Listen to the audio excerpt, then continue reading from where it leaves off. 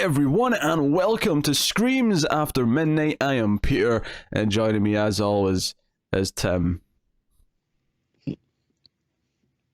The audio listeners don't get to see your bow, Tim. You may have to say something, just a little something.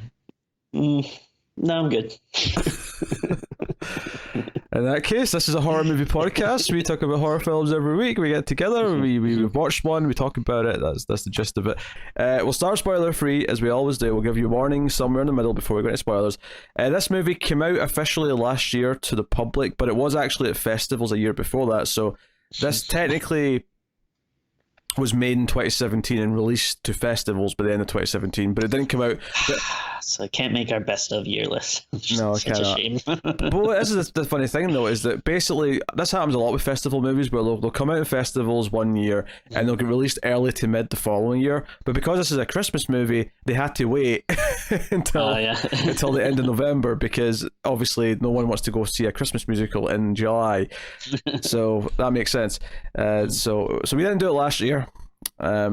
Because I guess I was smart enough to avoid it last year, as my explanation. So we're going to talk about it now. It's the poster even says it's Shaun of the Dead meets La La Land, and it is set in a high school in the UK. It's a British film.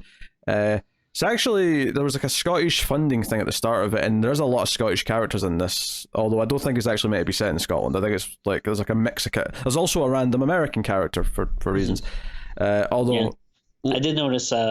Mark Millar played one of the characters. No, you didn't. I love how you're bringing up the one Scottish person you can think of. I was just trying to, remind you of your favorite comic book creator. So, one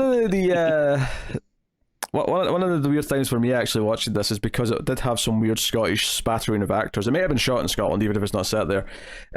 Is that there was a lot of actors where they were putting on like a really posh as they could voice. So sometimes it was actually hard to tell, even for me, if they were Scottish or English. I was like, what accent is that? And I'm trying listening. It became more clear though, because the sort of the biggest character who's Scottish, who's like the best friend character, I was sort of going back and forth on him depending on his line of dialogue, because every line of dialogue I felt like it was switching between Scottish and English, and then he started singing and it was clear that he was Scottish because the singing sounded so Scottish. I couldn't understand what anyone was saying. I kept trying to check my audio settings to see if I had it on the right one. I was like, it's saying it's in English, but I don't know. Yeah. Very good. So yeah, it's towards the end of the final year of high school for Anna and her friends, and she wants to go backpacking around Australia and not go to university, much to her father's dismay. Uni, yes, as it's abbreviated in the UK. Yes. Was there any other words that were catching you off guard, Tim, that were confusing? No, just that one. Just that one, okay. Yeah. So, I'm sure you figured it out from context, though, that uni is just short for university, right? Yes, I know. I'm sure it clicked. I'm sure it clicked for you. Yeah. So, basically, that's the gist. It's Christmas time. There's like a school talent show going on as well, and zombies outbreak, and they have to survive zombies. There you go. That's the gist of the plot. That's all you need. So, Tim. Yeah. Did you enjoy Anna and the Apocalypse? Yeah, it's kind of funny. I did really want to love this just because I thought that you might hate it. But I wasn't crazy about it, and the thing is, I'm not against musicals. I actually do like musicals quite a bit. Like I'm not a connoisseur, but I do think it's cool. I don't think you're a connoisseur of anything, Tim, but go on.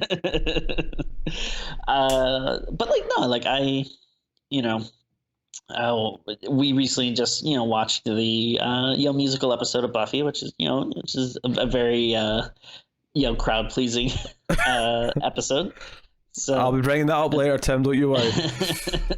I thought you might, but no. So I do like it, but I didn't think this, to me though, it seemed more like kind of High School Musical kind of thing, where it's I don't really like these kids singing about these songs and stuff, and like I don't think the characters were great. They're pretty surface level. I never really got too much feeling from any of them, and then it seemed like a lot of the stuff they were just doing to do it, like it didn't really feel like a very I don't know, like interesting story, I guess, to me. Like there's like kind of this like bad guy at the end that I felt like just kind of comes out of nowhere, that's like, all right, I feel like we've barely seen anything of this person from the movie. Now it's like he's like the big enemy or whatever.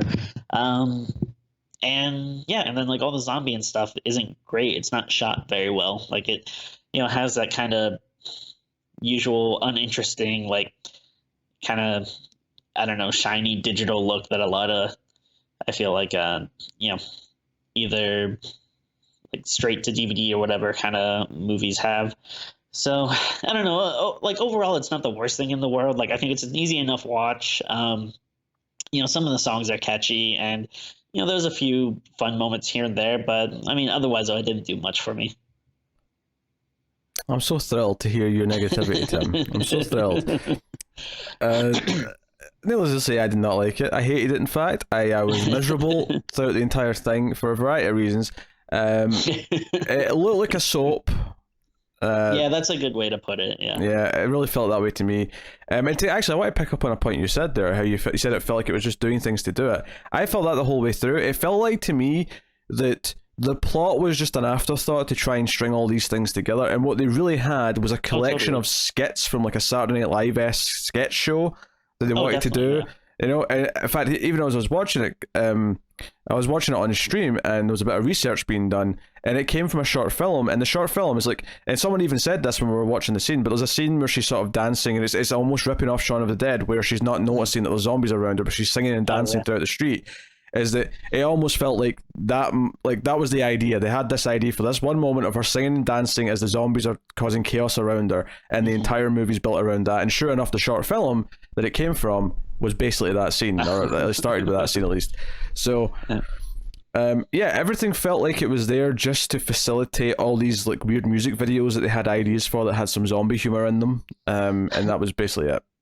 Yeah, I think what it basically comes down to is when you have it's easy to sell Christmas zombie musical. Like that's like a very easy log line to give someone, like, hey, you want to watch a movie, it's a Christmas zombie musical. Like that's something that people will be like, oh yeah, ha ha ha, that's so funny, I'll check that out. And it's fine if that's your concept, but again, you want to build like a have interesting characters and an interesting story around that facilitates the reason why you're doing it. But like you said, it doesn't feel like that. It's like they were just doing stuff that they're like, oh, this is funny, and this can lead to this, and do this kind of song, and we'll hit this beat. Like it felt like instead of using like, okay, so even though I don't like musicals, right? So you take the idea, you've got a musical Christmas zombie movie. It felt like instead of saying, okay, how can we play with the genre using these new elements, how can we mix these things together and actually create interesting moments, instead it felt like we just want to do the songs, so we're just going to take the most standard zombie plot, do nothing to it, and just fit the songs on top of it with no attempt to actually make any kind of point with it. The only point that the movie's trying to make, because obviously all the best zombie movies have social commentary in them, there's kind of a loose like being distracted by technology sort of theme that's there very in a small way, to the point where when they first started singing about it halfway through the movie, I was like, wait, has this even been a thing? And it was kind of there for the rest of the movie, but it wasn't really a big thing before that to me. Well, I think the big problem with it is like, all right, if this is your concept, I want a lot of the songs to be about like horror things and zombie things, but like most of the songs, like I mean, I feel like you get quite a fair bit of songs like even before the zombie outbreak happens. Oh yeah, then, like, honestly, that was the first problem. Is that the first song happens, within like 5 minutes of the movie starting, and it's like a really dramatic song about feeling trapped in your life, and I'm like, I barely know these characters. This is far too heavy this early in the movie for this song. And then and I mean, Tim, did you know that there's no such thing as a Hollywood ending? Oh, go on, please. Yeah, like it feels like so, like contrived, and like, and again, this is where I've never actually seen High School the Musical, but like I imagine that this is kind of what it's like. It's these kids in high school is talking about their problems and how they're socially awkward and they like this person or blah blah blah whatever, and yeah, all this stuff like, hey, like you said, like, oh, there's no such thing as a Hollywood ending, or oh, I'm gonna be the best me today, like blah blah blah. Like that's not what I was hoping for. I was hoping for lots of songs about like zombies and like smashing heads. You were hoping for something that would be a song where the chorus would be like, "You've got to shoot them in the head. Yeah. You've got to shoot them in the head." Like something like that. Or like I guess the one thing you kind of have is like that one bully-ish character, like his song, but even then that's still more of like. Tim, did it not infuse? So that song comes, right? There's like the Billy character comes in and he's kind of like, he thinks he's all cool because he's beating up zombies. The song that plays at that bit, without getting into spoilers, the song that plays at that bit is a rip-off, beat for beat, of Eye of the Tiger. I couldn't believe how close it was. I didn't put that together. It did kind of sound familiar, but I'll have to. Well, I don't want to go back and listen, but I'm sure the soundtrack's on Spotify or whatever, Tim, or YouTube. You go listen to just that track and just listen to the way it starts with it, and then listen to the chorus. Yeah. Like it's so Eye of the Tiger. But like that one, at least he is kind of talking about how he's killing stuff, but then again, also so much of it is like also about like being a man and being a soldier and stuff, and it's like, still not really exactly what also, I want. He starts that song right before he starts singing. He kind of like pushes the ladies, because like, don't worry ladies, I'll take care of this, and then he goes groovy, and I'm like, okay, like unless you're Ash from Evil Dead, unless you're Bruce Campbell, that just sounds like a really weird random word to use. And that was our problem, is that no one seemed to be, I don't know, like everything just felt like a sketch show. It felt like it wasn't taking itself seriously. And I know that may sound insane, like you want the zombie, Christmas musical to take itself seriously. Well, I want to take itself seriously in the sense that, I mean, it can be obviously funny and it can be like really tongue-in-cheek and whatever. This is the thing. Shaun of the Dead is obviously a zombie comedy, right? It's a rom-com, right? It's a rom-com, romantic zombie comedy. But it still takes itself seriously in the sense that it takes its premise seriously and still slowly builds the escalation of what's happening around it. Whereas this movie's not concerned with doing that. This movie's just like, no, you know what a zombie movie is? This is zombies. Have zombies. Yeah, and it's like there's, like a decent number of characters, but like, I don't know, it kind of feels like everyone wants like, different things, like, like you have the main character that wants to get back to her dad, and then like the other character that's just like in love with that character, and then like the American character, I never really remember what she wants, but she's kind of just there, and she's upset because her parents are in Mexico. They might be dead.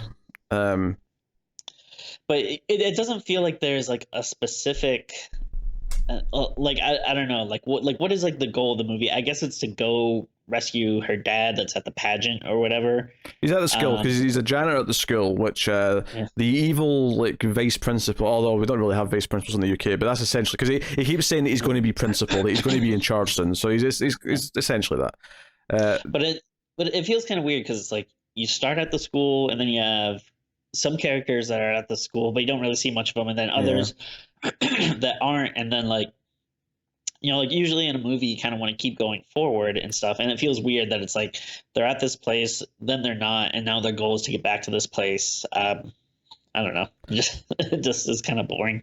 Yeah, bit of trivia for you, Tim. We don't call them principals in the UK. Oh yeah, are they headmasters or something? Headmaster I think is an old school thing, but we called them head teacher when we were in school. And there was technically second in commands, but there was more than one. There was like 4 assistant head teachers when I was in school. Interesting. Okay. Well, it varies from school to school, but I'm just, that's my experience. I mean, like, everything about it feels like it's just going through the motions to me. And I get the primary concerns, the songs, but surely a good musical should be using the songs to advance the plot. And I felt like a lot of the songs just paused the movie so they could have a song that made almost no dramatic point and then continued afterwards. Like, the whole like the Hollywood ending one in the cafeteria in school, which again is before all the zombie stuff happens. it's just them singing about how there's no such thing as a perfect happy ending, and like, but there's not even been a plot that started yet to even like think about what the ending's for. Like they're just kind of talking about life, and Yeah. it's weird. Well, I mean, yeah, and in terms of like music and stuff, it feels like kind of generic music that you would hear in a musical. Like it doesn't really sound. I mean, like you said, that one just sounds like it's ripping off Eye of the Tiger, and like yeah, like that Hollywood ending one. I can't pinpoint to something it's ripping off, but it does sound like the kind of thing that you would hear in like any musical. Like you can Yeah. drop it into like anything. Like there's nothing that makes it like stand out. And I watched this about 2 days ago, and honestly, I really couldn't tell you any like lines or whatever. Like like obviously I only saw it the one time, but still, if it is a really good movie and something's like really catchy, afterwards you'll find yourself being like, oh yeah, like that one song, you at least remember a line or hum the tune or whatever. And like, this I can't really remember that much about it. Like I know, oh yeah, there's a song where they sing about themselves or about the bully fighting or about the teacher guy being whatever. Evil. Like Yeah. but it's like I can't really tell you like what the songs exactly sounded like or whatever. Yeah, I mean, the one that stuck out to me actually towards the end, no spoilers here again yet, but like, there's a scene where our main character's kind of like facing a stage, and like there's kind of the big climax is about to happen, and I shit you not, the lyrics to this song were very similar to one of the songs from the Buffy musical episode. Because if you remember the Buffy musical episode, she gets to the stage and I remember the demon's there, because you just watched it, yeah. Yeah. But the start of that song goes, "Life's a show and we all play a part," right? Yeah. Like the start of the song here, it basically says the same thing, where she's saying, "Oh, life's just a big stage, and we're all just, filling out our roles or something." It was like paraphrased. Yeah. And I'm not saying they necessarily were ripping off the Buffy episode, because maybe it's just a generic enough kind of sentiment to put into a musical that multiples can use it. But the fact that I was even thinking that, not being someone who's seen a lot of musicals because I don't like them, and I was saying, "Oh, I recognize basically this exact thing from a different musical," is a problem. Well, I think my big question to you though is, all right, so as someone who doesn't like musicals, do you like that episode of Buffy though? Well, I do, yeah, but I mean, Okay. but there's a couple of reasons for that. I think one is that there's an in-universe reason for the singing. Yep. Two, I like that a lot. Yeah. Two, I have known those characters for 6 years at that point, so they're like old friends. So seeing them goof around and sing and dance doesn't annoy me as much as like characters that I've not met yet. And then three, the songs in that are actually really well written, and that they all advance the plots and talk about things that the characters have all been hiding from each other all season up until that point.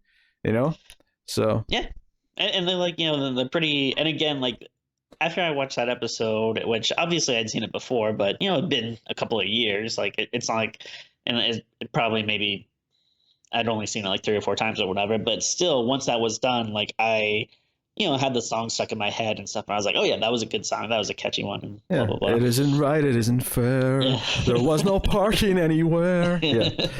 I do think it's funny in that too, that like obviously like Willow must not be able to sing or something. Oh yeah, Alison Harrigan can't sing, so she's got like a couple of joke lines in the middle of some songs, but that's it. Like towards like the last song or whatever, like Giles is like he's like, Anya, Tara, go back her up. Like he obviously like is just like, Willow, you don't need to do anything. Well, yeah, because there's even a line in that big song where they're all walking towards the fire. That one, where Willow just goes, "This line is mostly filler." Yeah. So I mean, to her credit, she knew she couldn't sing. She said, "Hey, I can't sing. Don't make me do it." That's cool. And obviously, I mean, when you're watching that episode, you can tell that Anthony Shorthead and James Masters were both in bands because they're both really good at singing compared to everyone else. Yeah, they're really surprising. And then Giles actually ends up showing up in a other musical, Repo the Genetic Opera. If you've ever seen that, I have not, but does not surprise me. And then one last Buffy tangent before we get back on track. I'm all for more tangents from the hit television show Buffy the Vampire Slayer. This is actually something funny that I was looking at the other day. Just out of curiosity, since I'm like rewatching the show and stuff, I was like, I never played that Buffy video game, so I wonder like what it was like. So I kind of was just looking up some videos of it. Mm-hmm. And it's funny that they're like doing cutscenes with the characters and stuff. And I don't think they got Xander seems to be his own voice, but I think maybe Giles might do his, but it seems like everyone else, they just got stand-ins or whatever. Well, I don't know about the first one, but the second one, Chaos Bleeds, Yeah. they got everyone but Sarah Michelle Gellar. Like, everyone else is there.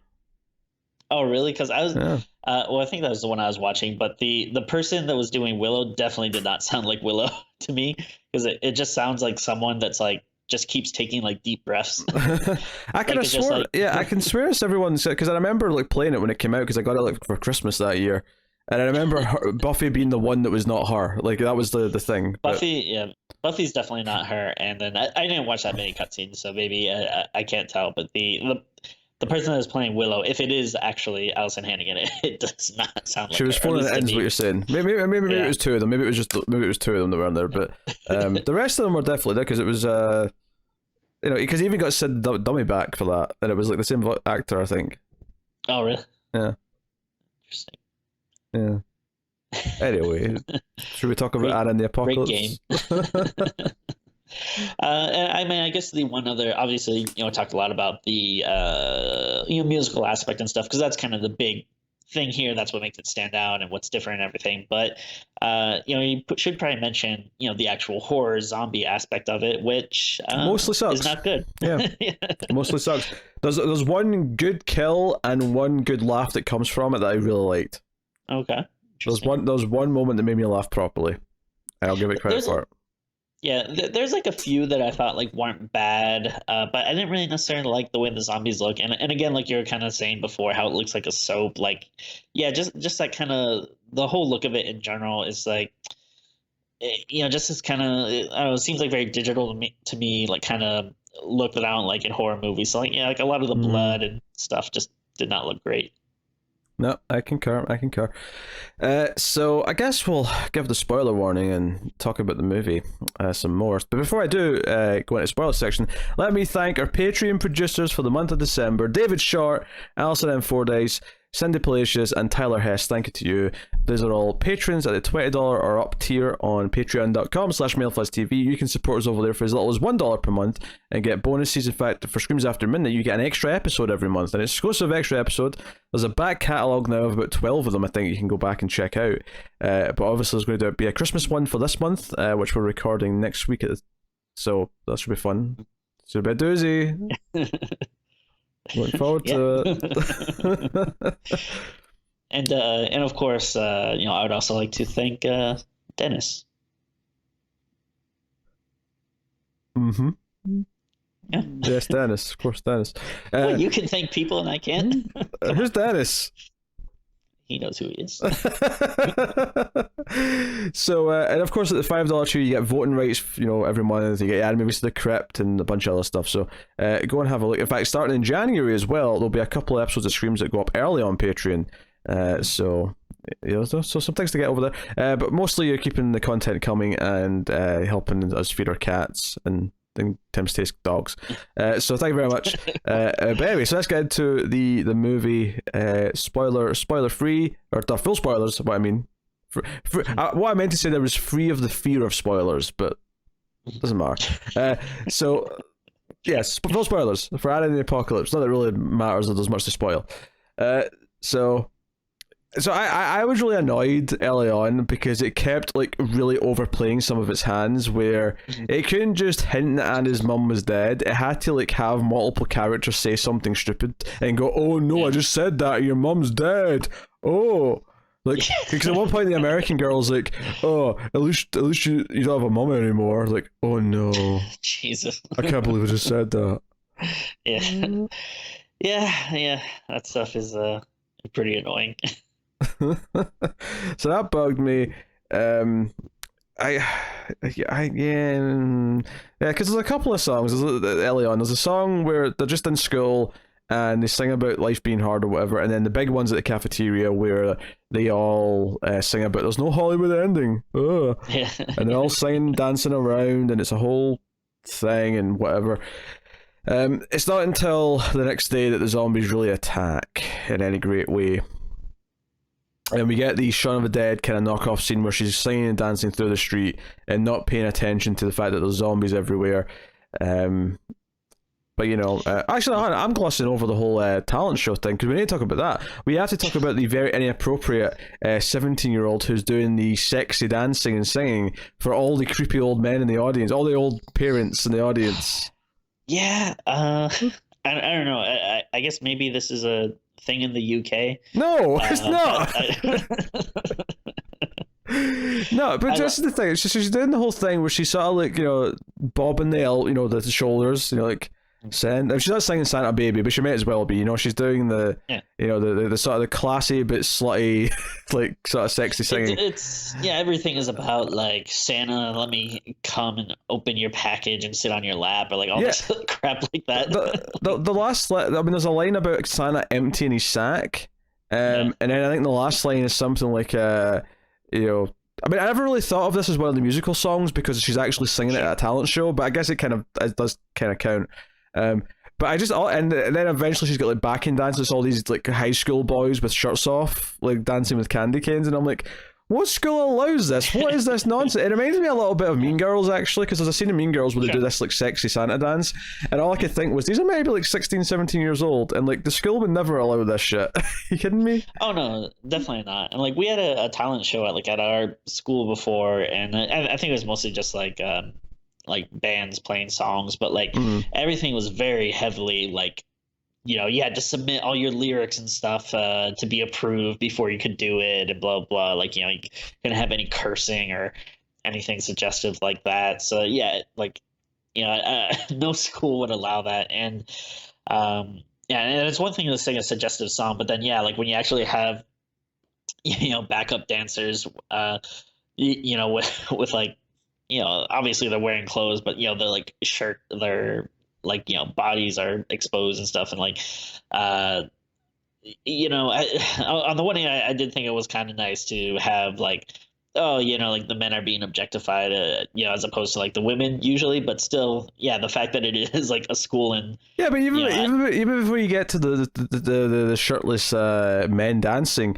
she's actually being so quote unquote sexy that all the old parents and all the men in the audience are all like, I swear there's a shot at one point where someone like crosses their legs to imply they're having an erection, and again, this is all the parents in the audience, and our granny's like, good job, honey, you did a good job. So this was a weird scene. Before her, there was some penguins on stage, and not real penguins. Two people dressed as penguins did a penguin rap, which played again during the end credits, might I add. It's just so funny that I just had to play it again. Just had to play it again. Yep. So, and she was all upset though because her boyfriend, whose character's name I don't even know, because this isn't Anna, this is her friend. This is her friend, the Scottish girl. I don't know their names. I didn't learn their names in this. I don't remember. Her name was Lisa, I think. Yeah, Lisa. Oh, okay. But her boyfriend didn't show up because he was helping the American girl film something. Because I don't know, there was a lot of weird things that didn't really go anywhere. Like, I felt like the whole like the mum being dead for Anna didn't really amount to much, and I felt like the American girl filming stuff didn't really amount to much. Well, like that's why like everything is just, they don't really feel like very fleshed out characters. It just feels very surface level. Like, again, she's the sensitive girl who's had a tragedy, and now she wants to like go exploring instead of go to school like her dad wants. It's like, all right, you really don't get any character development outside of that. And then like with her friend, it's like he's like the best friend that secretly has a crush on her, and it's like, okay, but what else do we know about him? And it's like, then the other guy, it's like, all right, he likes to film stuff. Don't get me wrong, like I get what the movie's doing with this message, because it kind of shifts a little bit by the end, because the technology stuff actually it felt like a red herring to me in terms of what its themes actually were, because the movie is about her wanting to leave and not run away necessarily literally, but like basically get away from her childhood life as quickly as possible. And at the end, it's like this idea that because she wasn't paying attention to how much she should have been appreciating her father and her surroundings, that it got destroyed, and now she has no choice. It doesn't exist for her anymore. It's about growing up, right? It's about, okay, you don't realize how much you should appreciate your childhood life until you've not got it anymore, and until it's not an option. That's what the movie's really doing. Is it's not very good the way it does it, but I mean that's what's there. And if they'd leaned into that a little bit more, it might have worked. It might have been this great coming of age zombie story. Sure. But it isn't. It just does not. So, like I say, next morning, she's dancing and singing. Her best friend, John's dancing and singing as well. And they meet up in the cemetery. They're actually dancing past all these gravestones. But like I say, as she's like singing and dancing through her street, she's passing like people being killed by zombies and shit, and she's not noticing. So very Shaun of the Dead-esque in terms of its tactic there. And there was one little bit I liked in the background where you see like a mother's pushing a stroller, and then like she runs away. And then when I saw that, I was like, oh, is she just gonna leave her baby there? And then like a scene or two later, they do show like a zombie just eating like whatever's in the like a stroller or whatever. So I thought that was kind of funny. Yeah, we're actually coming up to the one moment I actually laughed at, like genuinely, not because it was bad or stupid, but because it was actually quite funny. So the first zombie that attacks them, they're in like a little playground area. There's like it's a swing, a seesaw, and whatever, and like they don't know what to do. They're kind of like trying to get away from it and whatever. And eventually Anna kind of like says, lure him there to the end of the seesaw, and she like sort of like pushes the seesaw down really hard on the other side, and it decapitates a zombie. Now, like the shots from behind the zombie's head, and the head comes off and there's blood spurting out. It's not the greatest effect ever, but it's whatever. It's fine little effect. But John, who's in shot with it, just points at it and goes, "Ah!" And I have to admit, that actually did make me laugh. Like him sort of just screaming at this decapitated zombie in front of him, it did make me chuckle. So I'll give it credit. It did one funny joke. Have a point, movie. Sure. Yeah. Yeah, like that's not bad. Like I will say by and large, a lot of the like other humor in it, like I didn't really care for. One of the stuff that really bugged me is like when they would talk about like celebrities and stuff, and like they would have Tay-Tay. I wonder if Tay-Tay's okay. That's that's like I hate that kind of humor where it's just like I don't know, I guess the joke is like it is a joke because he's like a man, so I don't know, the fact that he loves Taylor Swift that much is like funny or something, I don't know, or just calling her by like a dumb nickname or like I don't know, I don't like that kind of humor. But Nah, none of that worked for me. Everything in the book, because basically they go to the bowling alley and they meet up with the American girl and the boyfriend of Lisa, because Lisa's at the school with the parents. Why the parents are all at the school, I'm not entirely sure, but well, I guess we're supposed to believe that they were at the talent show, and then I guess maybe the outbreak happened towards the end of the night, so they were all stuck there. But I don't know. I don't know if I buy that, but they really don't give like much of a reason. It's very strange. I don't know if I buy that, but yeah. So basically they're there. There's a whole thing where they're complaining. They sing about not being able to communicate with anyone. So this is where the technology theme kind of kicks in, where one's on their phone, they can't talk to anyone. One's on a laptop and they can't talk to anyone, and whatever. But they say a whole song about it. They say a whole song about not being able to communicate with anyone. So keep in mind, this is now the first song sort of post them knowing about a zombie outbreak, and all they're singing about is not being able to talk to someone face to face. Like that's what they're singing about. There's a whole sequence where the zombies do get in. There's one in the bathroom or whatever, and they break in. There's a lot of really sort of absurd comedy here with bowling balls and like knocking zombies over, and I thought there was like a couple like decent kills here. Like I like at one point I think one of the characters like smashes a zombie's head with the bowling balls, and I think it's two. It's two bowling balls. It's kind of like a yeah. And like at one point you see like a zombie head go through the the thing that the gutter, and then like it comes back up like a bowling ball would. Like it's like that's decent. Like it's not like the best that, like, again, because of the way it's like shot and looked, it's not like it felt a bit amazing, but it felt a bit cartoony. It's the sort of thing where if it happened in something that was a bit more baiting, no pun intended, like a bit more like if this happened in like Evil Dead 2 or something like that. Like I mean, obviously there's no bowling alleys in Evil Dead 2, but or if just like if this was more in line with what happens in the movie, that would be fine. But it's like, you don't really get like a lot of this, like and kind of after this scene, I can't even really think of too many other kills, like really. Not really. No, like, I mean ones that stand out anyway. Yeah, it's like it's been try hard, I guess. and it feels like it's not fitting the movie is what it actually is. If for some reason they get us, they want to go to the school and like find like her dad, find Anna's dad, and find like Lisa because the boyfriend wants to find her and everyone else, and they go outside and their plan is to take the inflatable ball pit. There's like a ball pit that they've been kind of in, and it's the cheapest looking ball pit ever because it's just this, it's like an inflatable pool filled with balls. Yeah. The sort of thing that you'd have at home as opposed to like an actual like establishment that has like a proper ball pit for kids. But they basically it's just, like I can't imagine having that at a bowling alley too. It just seems like chaos. Like so many balls would be getting out and then going into people's lanes and people tripping on them. Like it seems like such a bad idea.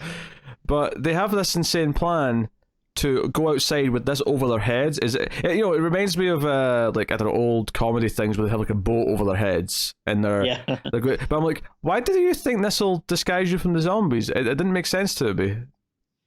No, it's so stupid, and especially like the way they lead up to it. Like one of the characters is like, wait a minute, I just had a great idea. Like and it seems like they're gonna do this crazy thing, but then they're doing this where it's like, all right, you really don't know anything about the zombies. Like, they can still smell you. They can still see you moving. Like, what is it exactly that you think is going to be protective of this? And then also, it's not like, it'd be one thing.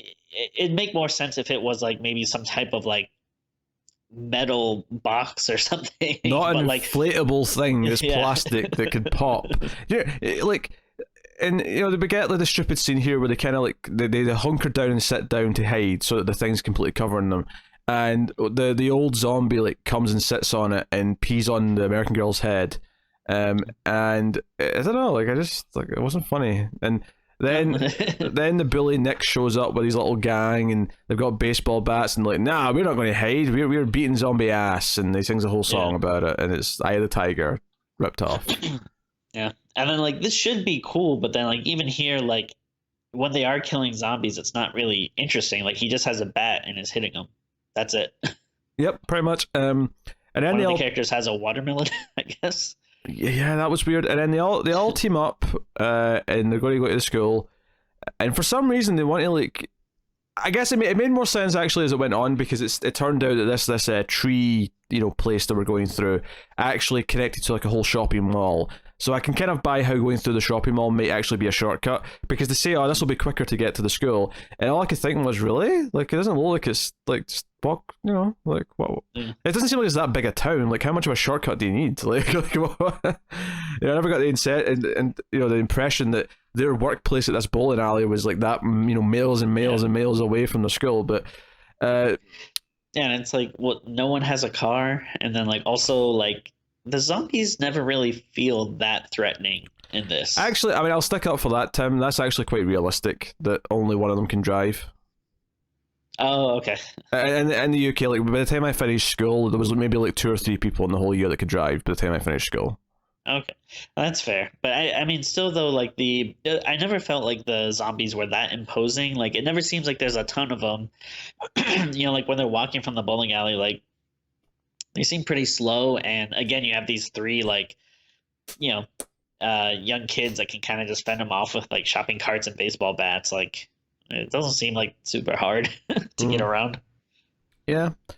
So yeah, they go through the mall. The best friend eventually dies. Although they do have this. It's actually before they go through the tree place, where they have this little heart-to-heart where she kind of has to really emphasize, "You're my best friend, John." Yeah. Best friend, not anything else. Best friend. I just like whatever, but there's never really any. He doesn't even really react to it that much. But he dies. No. She's all upset about it. They run. They eventually get to the school. The evil teacher traps them with zombies, but most of them survive. And honestly, most of the plot stuff just kind of blurs together. There's not a whole lot to really separate much in my head. No, definitely not. And I thought this was really weird, where like when they get to this part in the movie, it kind of feels like. Okay, we have like our hero versus our villain, but it's also like, well, I don't know. I feel like even though Anna is the main character, it doesn't seem like she's been like a super focus in the movie, like again, I just feel like I haven't really learned much about her or see her develop. And then this teacher guy, like it feels like he's supposed to be the villain of the movie, but we've seen him be an asshole earlier in the film, but like I feel like we miss out on like so much of them, I should and then when we get to the school, it's like I should point out though that the teacher is ridiculously evil. Like he is like so like mustache twirly awful to everyone at the start. Even before the zombies happened, he is like so caricature of like an evil teacher. It is unreal. oh totally. But I still feel like it is like a big step though to go from like, you know, all right, yeah, like you're a shitty teacher who hates the students to like, I don't know, he has like a weird like god complex or something now where he's like, you know, like honestly, I don't even really know what his goals are, but I guess like controlling the zombies now or whatever. I have no idea. I like like some of the characters die. The couple die. They get back together. They kiss. They're happy. They both get bit. They sort of die together. The zombies kind of stare at the TV screen at one point, which kind of goes back to the technology theme that was kind of brought up earlier.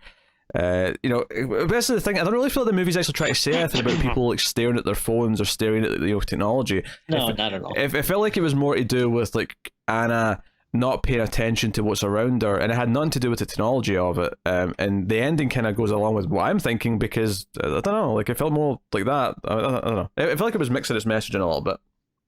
Well, I feel like it doesn't have a message, but it was trying to maybe seem smart in like that one instance. Yeah, maybe. It's like this is a tired metaphor. It's been made like a billion times before, and it's I don't know. There's no reason for it. Yeah. So the evil teacher has kidnapped Anna's dad, the janitor, and has him tied up with Christmas lights on the stage. And this is when she comes in, sings a song about life being a show and we all play our parts and whatnot. And ultimately, like, they both fight off. Oh, the dad does eventually punch the teacher, but doesn't intentionally try to kill him or anything like that. It's not until the teacher tries to basically attack her dad behind his back that she like releases the big star on stage that's on a cable and hits him out of the zombies that are down below. And he basically floats like he's Jesus on the crowd as he's being eaten. It's whatever. I guess maybe he does see himself as a messiah. I guess goes to the god complex. But the dad got bit, and they have this heartfelt goodbye. And this is going back to she didn't really appreciate what her dad or her surroundings were, and now it's been taken away from her, and she has no choice but to move on. That's the message of the movie, if there is one, and that's fine, I guess. It kind of feels like this is where the movie should start, because it's like Anna and the Apocalypse. Like it's like you should start like that should be like the first song is this girl like realizing like everything that she's lost and stuff, and then it should go from there in this like new world. But instead you get all this dumb high school crap that no one cares about. It's the apocalypse of her world as she knows it, Tim. I suppose. I'm being facetious. Don't think I'm defending this. Because I did not like this at all. I'll be completely honest with you. I don't even remember how it ends. Like, so it's like her, the bully, and the American girl survive? Yeah, they get outside, they think they're going to get eaten, and then because the American girl who had her car keys taken off of her at the start of the movie by the teacher, she gets them in the faculty office, and she shows up at the last second and saves them. So those are the three survivors who drive off into the sunset.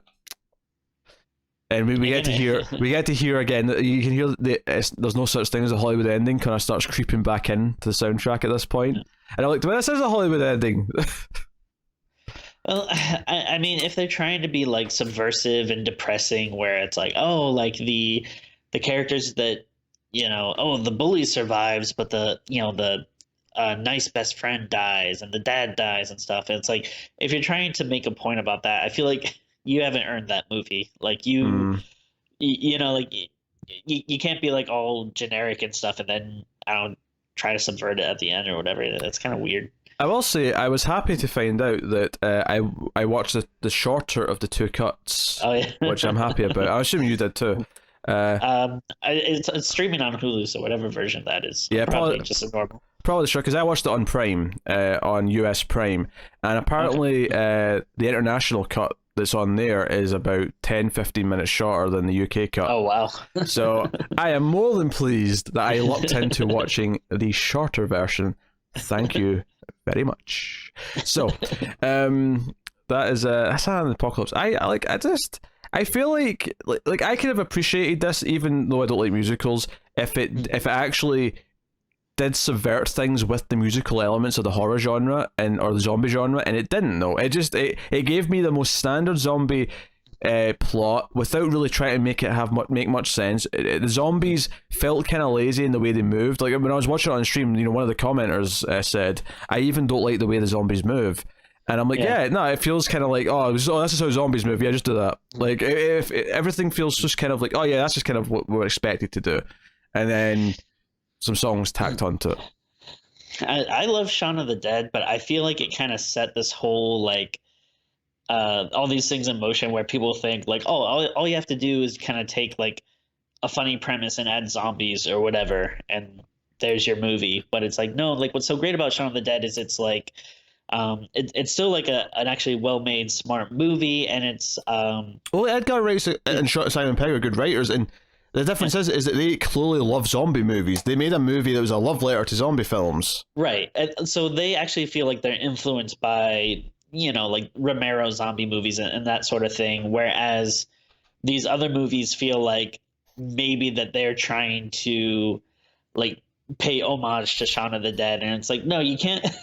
You can't like be a love letter to something that's a love letter to something else. Like you, like if it feels like it was more, I don't know, trying to connect or say something about the zombie genre, I feel like that would have been better. But again, it doesn't feel like that. It feels like they kind of just tack the zombies on to give it something to. I will disagree with one thing you just said.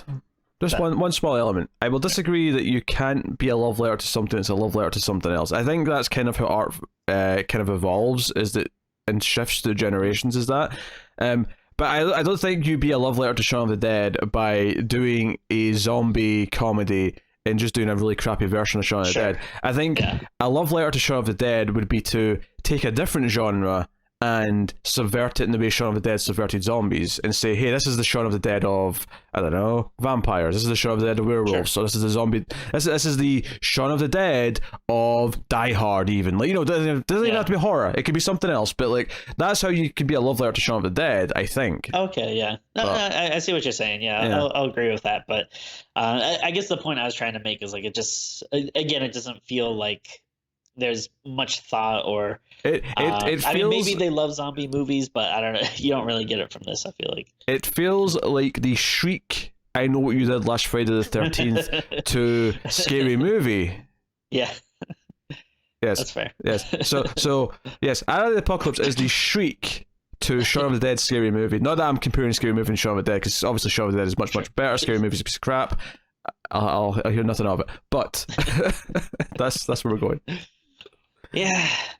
I don't know. Like on the, I guess if I'm gonna give maybe like a little bit of a compliment to it or whatever, I do feel like, there is an audience. I feel like for this type of movie, like I do feel like there are probably people that will really dig this, and then maybe it's just not something that's not for us. And again, not necessarily because it's musicals, but again, just because it's not, what we really want, and like has the horror elements to it. But I get what you're saying.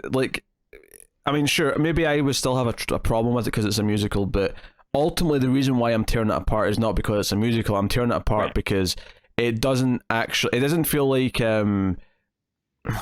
it's not taking the tropes and doing something with them. It's just, the whole I feel like we've talked about other movies like this before, where it kind of feels like a really lazy attempt at just cashing in on like a trend or something like that, where as opposed to feeling like someone actually had a good idea and actually wanted to like explore the idea and like make a movie out of it. Totally. It feels like, I don't know. It feels like someone who didn't, it feels like someone who didn't care about zombie movies, or at the very least isn't smart enough to know what makes them work. Sure. Yeah. I think there are still people that would probably like enjoy it. Just I don't know, like actually, it's like Tim. It's kind of like whenever I tried watching American Horror Story and it just didn't work for me, and it's basically because it's made for people who have not seen a lot of horror. It's made for people who you know, I think for anyone who actually has seen a lot of horror movies, like this just feels like you're just doing the tropes with no flair. There's nothing to this. Like, it's not doing anything. Yeah, it's also for very horny people. It's a very horny show. Is it? Oh, wow. Oh, there's like it's a Ryan Murphy show, so it's like there's a lot of like sex, especially like kind of like weird sex stuff in it. Hey, if I'm going to watch a Ryan Murphy show, it's going to be Scream Queens, okay? Let me be. I know. I'm with you. I actually do watch American Horror Story, but I agree with you. It's like not like it's like a horror lovers. It's a soulless, abridged version of the horror genre. Yeah, it's very trashy, which can be entertaining sometimes, but yeah, like if you're making a list of like good horror stuff, I wouldn't put it on there for sure. Of course yours. Yeah, we're done. Is it time we rate the movie? Is it time we rate Anna and the Apocalypse? Yeah, I mean, I don't think I have much else to say. And then I guess we haven't really talked too much about it, but obviously we're doing it because it is a Christmas movie, but Christmas doesn't really factor into it that much, like other than some of the set dressing at times. Yeah, there's constant Christmas set dressing, but you're right. Ultimately, it doesn't actually matter that much as a Christmas. Again,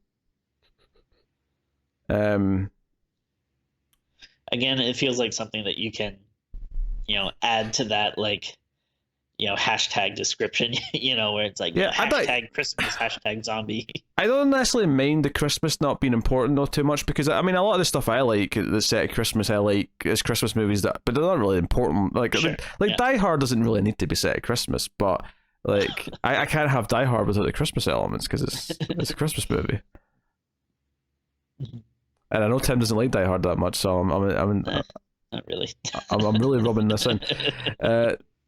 Yeah, but, I just bring it up because it's part of our Christmas slate or whatever. Just sure. Yeah, we could. I don't think we really mentioned like Christmas once in it. Well, I mean, there's this, there's decorations everywhere. She uses a big candy cane that happens to have a big spike at the bottom of it as her weapon. Even though it looks very light, it looks like it wouldn't actually do anything because it looks too flimsy. But I mean, whatever. They wanted the visual.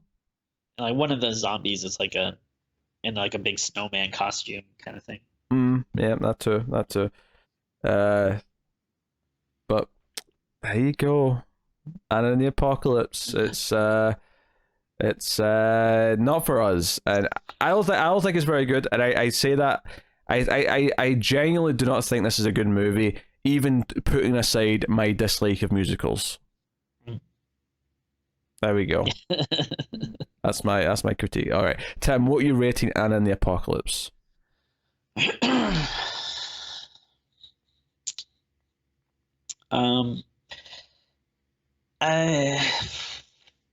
Again, I didn't really necessarily enjoy it, but yeah, I feel like I don't want to be super harsh because it's you might differ with me on this, but like it didn't make me angry. Like it was more just kind of like forgettable in my case, and like with like a few gags and kills here and there that I thought like weren't bad, and again, I don't think I think the songs are kind of like I don't think the songs were necessarily bad, but I also don't think they were like memorable or anything. Like I'm not really humming them afterwards or anything, but like as they're happening, it's not like I'm like, oh, get this over with. I'm like, all right, it's a fine whatever song. So I'm gonna be a little generous, and again, like I feel like I don't know if again if you like something like High School the Musical or something, like you probably would like this. I feel like. So I'll be somewhat kind of. I'll give it like a 4, I think, but I don't know. Like, I can't really say much else about it. Like, yeah, it's I was not. I again, I kind of wanted to love it just because, like, hey, like this could be a fun musical thing and cool zombies, and maybe you'll hate it, so it'll be fun to really get into it. But yeah, unfortunately, I just wasn't feeling it. I was on record at one point during this movie as saying out loud, and I'm sure there's a sound bite of this already. I'm sure David, one of our patrons, who likes to make sound bites of me doing stuff. But I actually said out loud, I'd rather be watching The Boy. I said that at one point. So, Oh man, if I ever get enough money to stage an off-Broadway musical version of The Boy, oh man, can you imagine? I can. And on that day, I just, on that day, I mean, I don't want to make light of anything serious here, but if I was ever going to consider suicide, I feel like the thought of a boy musical would be the thing that does it. Oh, we'll see. Maybe our patrons can make it happen. Everyone betray me. I am done with this world. I did. Speaking of horror musicals, one thing I did see in college, I took a trip up to New York, and me and a couple of friends, my girlfriend at the time, we saw the Evil Dead musical, which was a lot of fun. Girlfriend at the time, what is she now? Your first victim? Is that what she is now? She's my ex. Thank you very much. I think we actually broke up on the trip home. Oh, it must have been a really good musical then. Put you in a good mood. At the time, the musical was good. It was there was a lot of stuff going on. Tim, I can't believe you dragged me to that. You're so dumped. You're so dumped. First the goat fetish, every night's pizza, and now you drag me to an Evil Dead musical. We're over. We're through. I like your idea of the women that I've gone out with. It sounds like I don't know, some like airhead or something. Oh, that sounds about right. Yeah, probably. I don't know. Oh dear. I will rate the movie. I will give it a 3 out of 10. It is competently made in the sense that it's typically in focus, and those actors and so on. But it's everything I dislike about kind of soulless attempts to capitalize on a genre without actually feeling like it has any of the heart that genre normally does.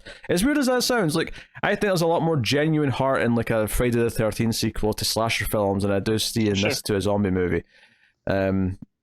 So it feels like an attempt made, or at the very least, like, even if the people behind this do love zombie movies, I don't think they ever really sat down and understood, okay, what will make this good as a zombie movie? Because I don't think it's a good musical, I don't think it's a good zombie movie, I don't think it's a good Christmas movie. You put all that together and you just have a not good movie.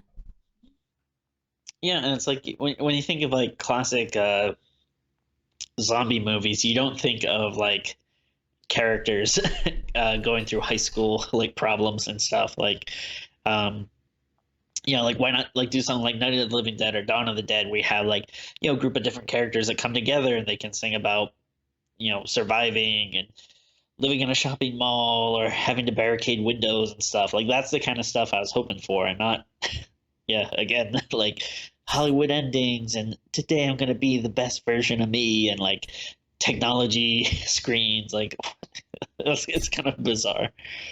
Oh boy. You can even drop a lot of references to things. You can start singing, like you'd have someone sarcastic go, "Oh, gee, thanks, Romero," or something in the middle of a song. Yeah, or like, how about we do this like Night of the Living Dead? Yeah. But what about this tactic? I saw it in Resident Evil 2. You could like have fun with it, and I just any zombie movie that has a scene in a graveyard that doesn't make a they're coming to get you Barbara joke is automatically loses a point for me. Yeah, I don't know what to say. I would say that's us. That's Anna and the Apocalypse. Can't wait for the porn parody Anal in the Apocalypse, but Asspocalypse. Oh, Anna and the Asspocalypse, yeah. Well, there's no point in having anal and ass. Like that's redundant. So it's a redundant porn title. Oh yeah. Those people that are in the porn industry, one thing they don't want to be is redundant. Yeah, I think we should do the porn parody like little joke at the end of every episode now, Tim, just to make sure that YouTube knows this is not intended for children. We'll just do a little porn parody talk at the end, so they don't flag us as suitable for kids, and then we get sued by whatever. FTC? I think it's the FTC. Doesn't matter. Anyway, so yes, that is Anna and the Apocalypse. So you can, of course, let us know what you think of Anna and the Apocalypse. If you've seen it, you unfortunate souls, in the comments below. And you can, like and subscribe, ding the bells on YouTube, make sure you get the notifications. All that helps, as does rating the audio podcast on Apple Podcasts. Give us 5 stars, a nice little review. More people will find us that way, and the show will grow and continue to flourish, and we can do bigger and better things, and so on and so on. You can, of course, also support us financially. We mentioned Patreon earlier, patreon.com/MailFuzzTV. Go and have a look over there and see if you're interested in getting a bonus episode every month. Next one's coming soon, and it's Christmas related, as I said earlier.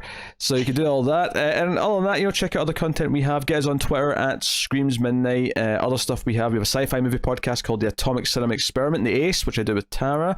There's also a weekly comic book podcast called Comics from the Multiverse. It's all about DC Comics. Me, Connor, and Matt do that. So check out these different shows and see if you're interested in any of this stuff. But that's us. So thank you once again for watching or listening. We always appreciate it. Keep watching scary movies, guys, although not ones with singing, and we will see you next time. And Tim, did you know there's no such thing as a Hollywood ending?